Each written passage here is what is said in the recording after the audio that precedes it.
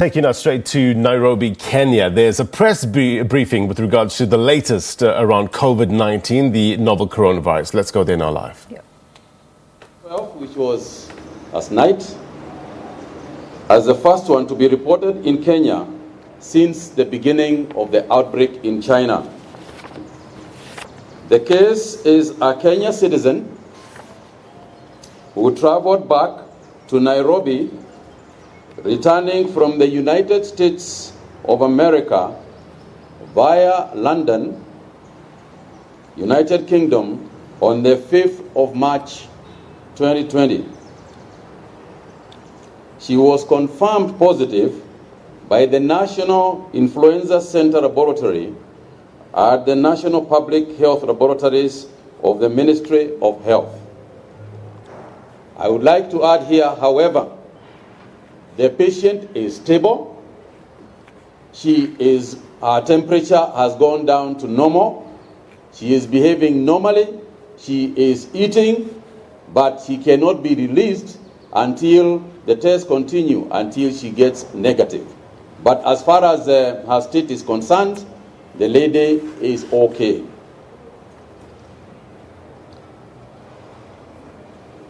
And therefore, there is really no need for alarm in our nation. The government of Kenya, through the Ministry of Health, continues to strengthen measures to ensure no further transmission of the disease in Kenya. The National Emergency Response Committee on Coronavirus Preparedness and Response will continue to provide strategic leadership, working through whole government approach to respond to this case in the implementation of mitigation measures. I wish to assure all Kenyans that we have been beefing up our preparedness capacities since the first confirmation cases in China. The government will use all available resources to respond to this case. The government has traced all the contacts of the patient since her arrival in Kenya. Kenyans are reminded that most people who become infected may experience only mild illness and recover easily. But the disease can be more severe in others, especially the elderly persons and others with chronic illnesses. Considering that the disease has now been classified as a pandemic, I have, as Minister for Health, invoked the Public Health Act. I therefore urge all Kenyans to observe the following. Number one is to regularly and thoroughly wash your hands with soap and water or use alcohol-based hand sanitizers. Maintain a distance of at least 1 meter, about 5 feet, between yourself and anyone who is coughing or sneezing. Persons with a cough or sneeze should stay at home or keep a social distance, but avoid mixing with others in a crowd. Maintain good respiratory hygiene by covering your mouth and nose while coughing and sneezing with a handkerchief, tissue, or flexed elbow. Stay at home if you feel unwell with symptoms like fever, cough, and difficulties in breathing. We have suspended all public gatherings, meetings, religious crusades, games, and all events that are of a huge public nature. No more church services can go on, provided that they provide sanitizing and hand washing as people go into the worshiping areas. We have suspended all inter-school events, in other words, school-to-school athletics, school-to-school events, but the schools at this moment remain open. Public transport providers are directed to provide hand sanitizers for their clients and regular cleaning of their vehicles. Let me add here that this is something we arrived at in consultation with the public transport people. There was a meeting between the CS for transport. He's going to talk into that about matatus and so on. We are very pleased that they themselves say they are willing to do everything, including putting in their own money to ensure that people traveling in public transport are safe.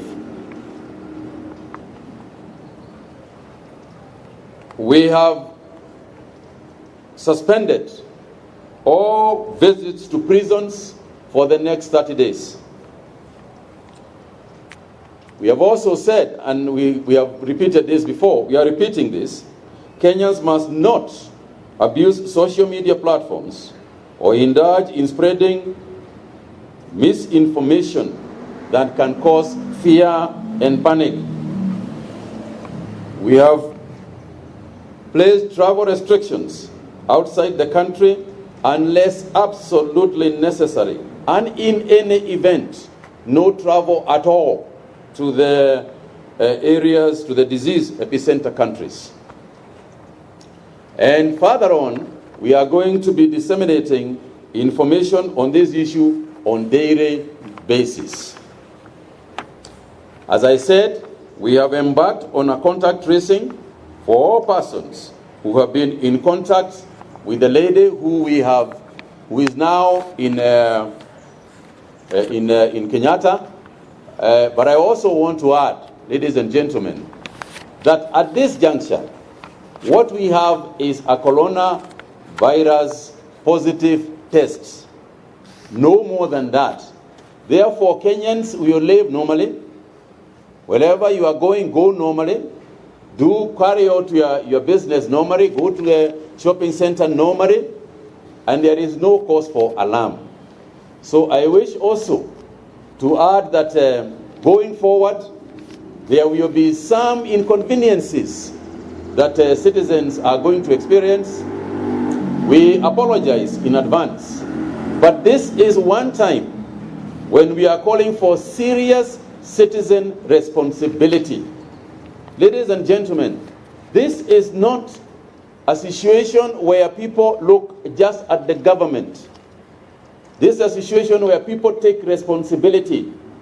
The business and private sector are urged to take their bit in terms of working with Kenyans in all areas. Some business organizations may provide hand washing points. Businesses may also put thermal scanners in their offices so that as people walk in, it is they can scan you and know whether your temperature is okay. We are also releasing rapid response units so that if anybody has a problem, there are mobile units that can come and assist people who are suspected of having this disease. But at the moment, let me keep on emphasizing, at the moment, there is absolutely no need for panic or worry, provided we keep on observing the measures that we have set, observing personal hygiene. I am urging county governments to carry out thorough cleaning exercises. And this is why I'm saying citizens in groups, in colleges, and the county governments can now begin to a serious education process, even at the lowest levels. The Ministry of Health has a team throughout, effective today, which is the 15th. Today is when we were launching all level 4 and level 5 hospitals. The areas where we are going to be, which have been put aside, the isolation wards that we are going to keep in every level 4 and level 5 hospital across the country. And the support for that activity is being given directly from the Ministry of Health. So in terms of funding, we have provided sufficient funding, both from the Kenya government and the World Bank.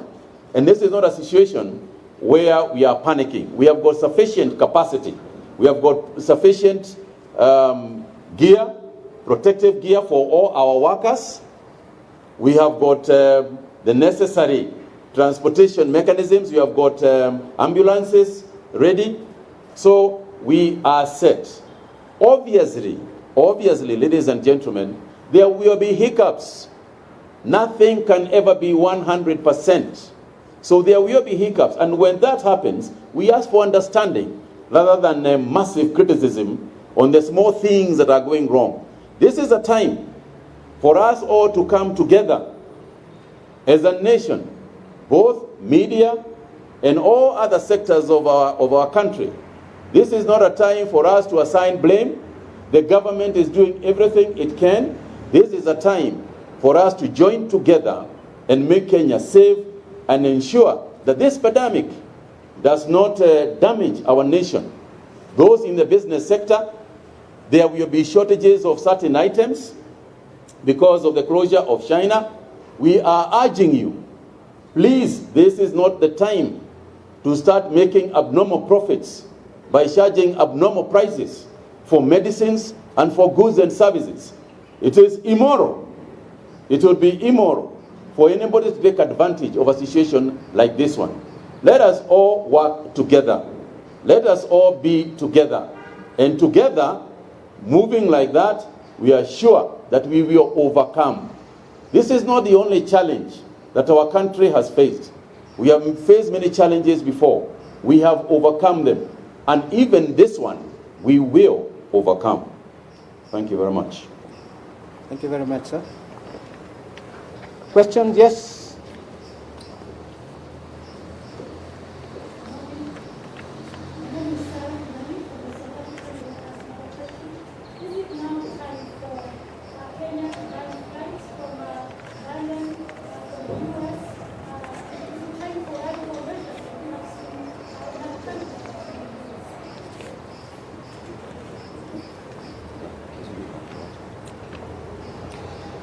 Thank you for that question. Before I respond to that question, let me comment on what Waziri Kagwe talked about with regard to public transport.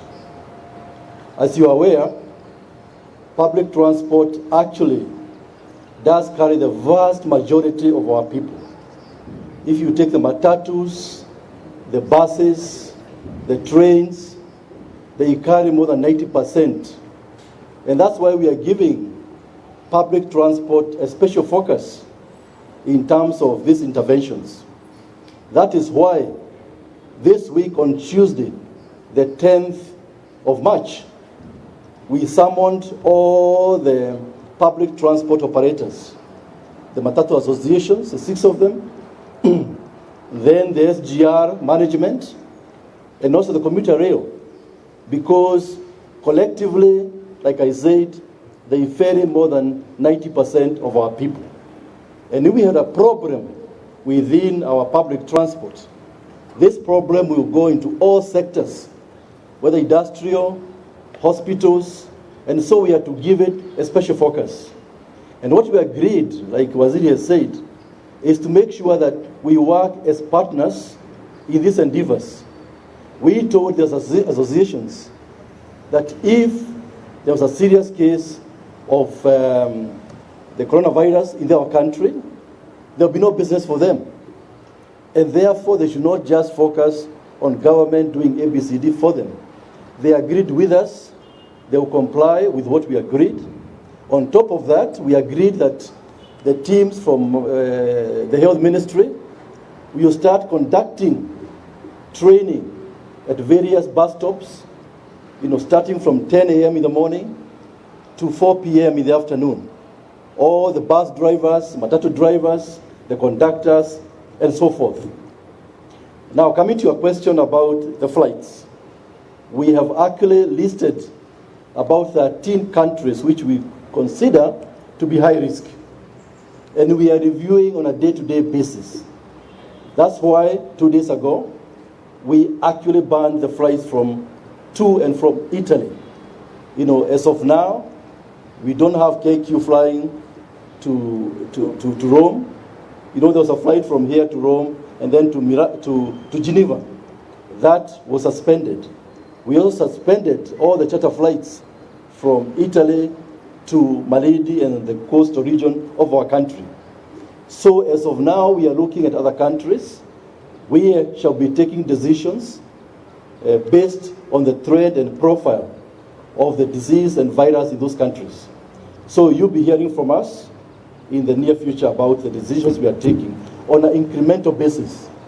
Because you've seen now, this disease now has affected 115 countries. So obviously, if you are to stop flights from 115 countries, you are locking down the entire country. So all we are doing is taking decisions on an incremental basis to make sure that we make decisions which will make sure that our people are safe. That is number one priority as we continue these discussions. This morning, I had a discussion with one of the key airlines, and we shall be discussing as to actions to be taken, possibly by this afternoon. And that will be reported to you in due course. Thank you. Let me just add. Let me just add this, you know, for clarity, and also to add to my colleague what my colleague has said. I think it is important for us to recognize the global nature of transport and the global nature of this menace. The lady in question, for instance, traveled from Ohio, traveled to Chicago, traveled through London, and ended up in Nairobi. So you can see all the areas that she passed through. Now, let me also add this, that in each of those areas, all the measures that we have been talking about, temperatures, thermal scanners, they are there. But the nature of, and in Nairobi, she was definitely checked. In London, she was checked. In Chicago, she was checked. But there is the period, the 14-day period, because she came on the 5th, and all that time, she was completely and totally normal. So I think we need to be sensitive and understand the complexity of this situation. Thank you. Any other? Yes?